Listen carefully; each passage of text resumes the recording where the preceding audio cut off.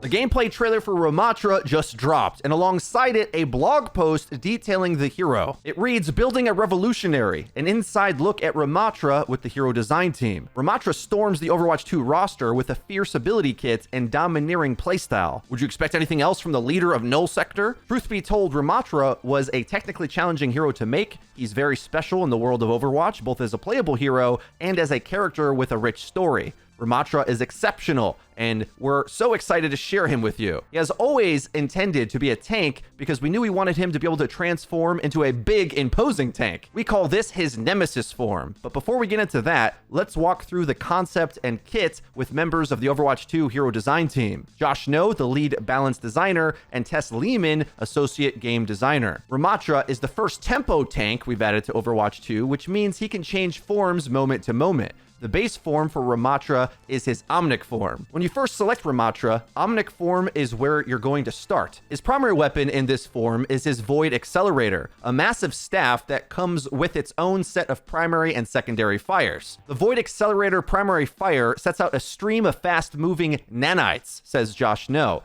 The nanite particles have a travel speed that requires you to lead your targets, but there's no damage fall off. This gives Ramattra a longer range option, but there's an advantage to using his weapon at close range. Lehman elaborates on this point and says, if you're close enough to enemies and put your staff right in their face, you're going to do quite a bit of damage, especially if you're hitting crits. To me, this weapon sounds similar to the old fusion driver for Orisa. So maybe they're seeing Ramattra as kind of the new hero that can embody that almost bunker-esque playstyle, at least with half of his kit. The article goes on, the secondary ability is Void Barrier, a temporary high health barrier that Ramattra can place in a targeted location. When you activate the barrier, you'll see a line on the floor to confirm where you want to place the barrier in its range, which creates a few different playstyles, says Lehman. Use it defensively to protect teammates and cut off enemies, or use it offensively to create space and close the gap between you and the other team. Everything about this form enables you to close the gap between enemies, says Josh No. You can use this form tactically to move in on enemies and activate his Nemesis form, where he gains two new abilities, Pummel and Block. Nemesis form. Ramattra's Nemesis form changes both his appearance and weapon. He becomes a giant protector or threat, depending on your perspective. He bulks up with extra armor, and he forms two extra arms, which serve as his weapons in Nemesis form. Pummel launches a short-range power wave with each swing. It also is a piercing attack, and most melees are, as far as I know, almost all of them pierce through multiple targets, including through barriers. So it says if there's enemies stacked within range, they all get hit. It's really nice for playing around things like Reinhardt's Shield, Diva's Defense Matrix, or Winston's Bubble. It's kind of difficult to dance in and out of a bubble when Pummel goes straight through it regardless. For Block, Ramattra throws his big tank arms in front of his face, reducing damage from the front. It's also effective at reducing the damage of Hanzo's Dragons and Torbjorn's Molten Core, despite them surrounding him. Block slows Ramattra's movement, and it only applies to damage received from the front, leaving him vulnerable from behind. The odd point is they just explained that it will negate damage that surrounds him, but not from the back. So I guess what that means is if you're standing in Molten Core, because some of it's hitting your front, it counts as front damage, if that makes sense. Whereas if it's a more targeted ability right into the back, it will work as normal. The article goes on to say there's no cooldown on the block. You can use it whenever you want to by weaving it in and out of your attacks. The trade-off is you can't punch while using it and it slows you down. That sounds kind of outrageous. Think of how tanky Orisa is with her cooldown. Well, now in theory, Nemesis can power block the entire time if you want, but it'll depend how much you're counting on the offense of those punches to actually see the trade-off of it. The article goes on, Nemesis is an 8-second ability with an 8-second cooldown, so you aren't permanently in this form. You need to time which form you're in carefully, because the abilities in one form won't be present in the other. However, there's an ability that Ramattra can utilize regardless of which form he's in, and this is that ability. It's called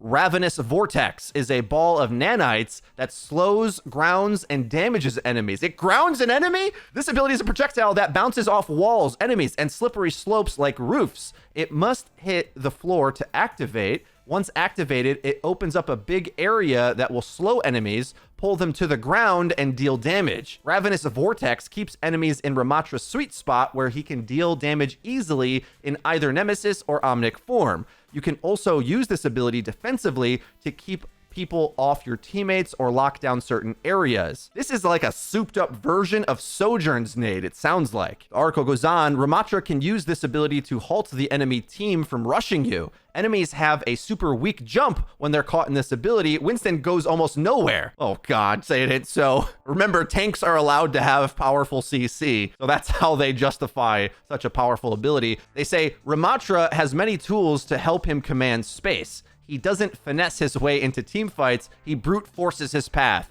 using any means necessary to achieve his objectives. His ultimate is no exception. It's called Annihilation. Annihilation is a special ultimate. First, Ramattra immediately goes into Nemesis mode, but there's something else going on at the same time.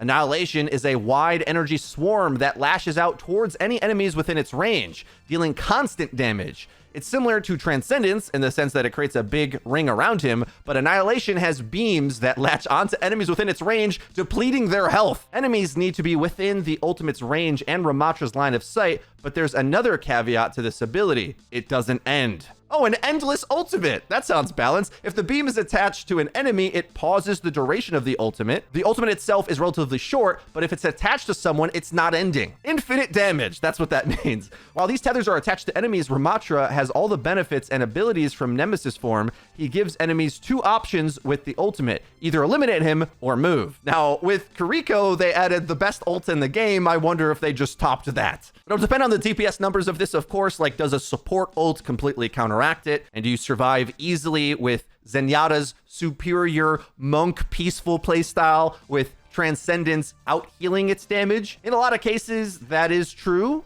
to be expected from tank ult, so maybe it's not as imposing as it sounds, but the design of it, of course, is intended to be terrifying. They go on, Null Sector meets Overwatch. Ramatra's playstyle is complex and multifaceted, mirroring his history and ideals. Omnic form is highly tactical and gives us a glimpse at Ramatra's ingenious mind. Nemesis form is huge, imposing, and violent, a physical manifestation of his rage. When he unleashes his ultimate Annihilation, he roars, "Suffer, as I have." Through this ability, we see the pain he has experienced in his long war against humanity. It makes you wonder, is there anything he won't do to save his people from extinction? The article ends in saying Ramattra is staged to join the lineup of Overwatch 2 heroes starting Season 2 on December 6th. Make sure you pick up your premium battle pass, try him out, and share what you think. Until then, stay tuned for more exciting information about Ramattra on PlayOverwatch on Twitter. Now, this is going to be the first fully paywalled hero in Overwatch, which I'm going to be honest, considering the balance state right now and how they've incentivized counterpicking and undone a lot of the good work that was in beta,